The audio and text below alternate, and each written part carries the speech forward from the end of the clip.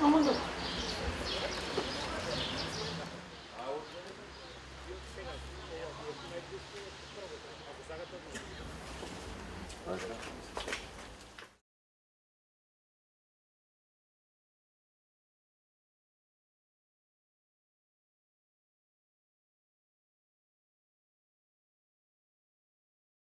Благодарам, денес ќе ги промовираме новите возила за итна медицинска помош кои ќе бидат во функција на здравствениот дом во Скопје.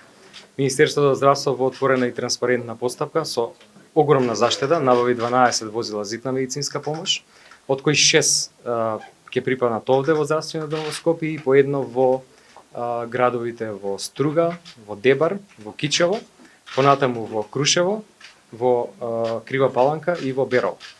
Службата за итна медицинска помош во изминатиот период се соочуваше со многу проблеми. Ние пристапивме кон систематско решавање на тие проблеми. Еден од овој проблемите беше бројот на возила. Со овие 6 возила сега практично капацитетот се зголемува за точно 100%. Значи се додаваат 6 на веќе постојните само 6 кои што функционираат за целата територија на градот Скопје.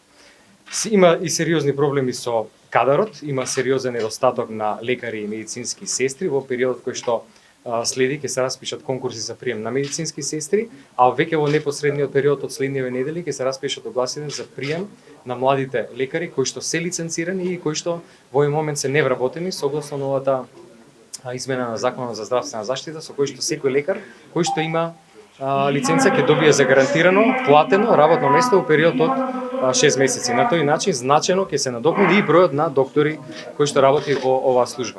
Оваа служба има огромен број на години минато искуство, одлично се покажа за време на несреќата сообраќајна во Ласкарци, кај што во рекордно време се појавија на терен, дадо соодветна тријажа, третман на пациентите на самото место и транспорт до соодветните институции. Јас искрено верувам дека со ова зајакнување на капацитетите како во однос на возилата, така и во кадарот кој што во следниот период ќе биде примен оваа служба уште повеќе ќе даде уште подобри перформанси во својата работа.